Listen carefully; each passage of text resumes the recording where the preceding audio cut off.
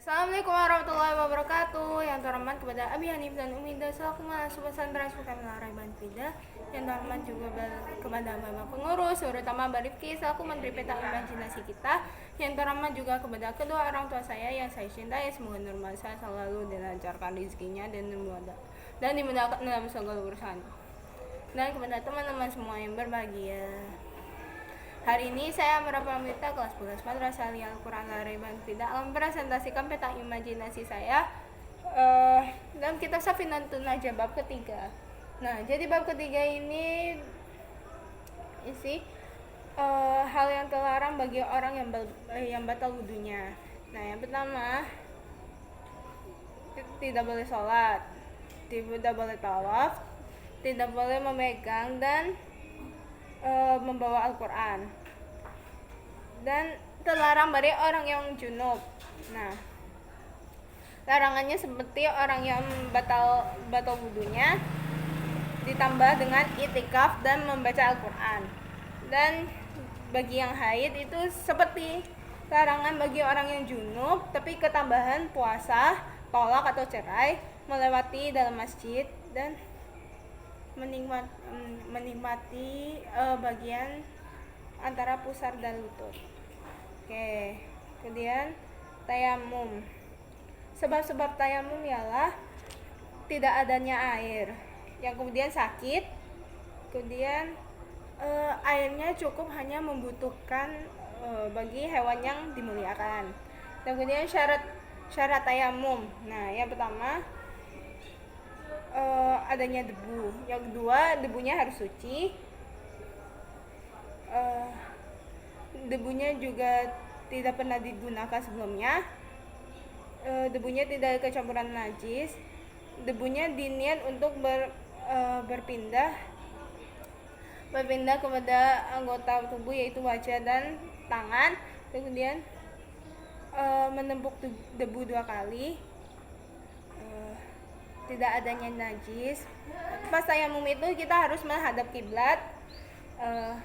Tayamum itu hanya bisa ketika masuk waktu sholat, dan syarat satu tayamum itu untuk satu fardu saja. Dan kemudian fardu tayamum yang pertama tepuk debu, yang kedua niat, yang ketiga mentepuk wajahnya, yang empat bertepuk tangannya sampai dengan sikunya, dan kemudian yang terakhir tertib. Nah, kemudian batalnya tayamum.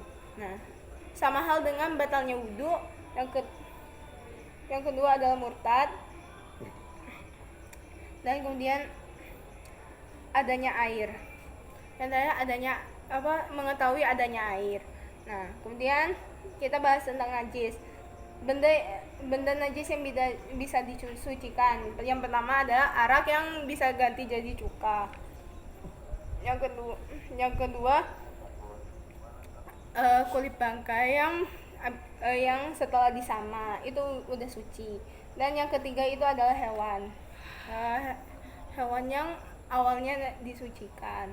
Dan kemudian macam-macam najis ada mukhaffafah, mutawasito, mughalladho.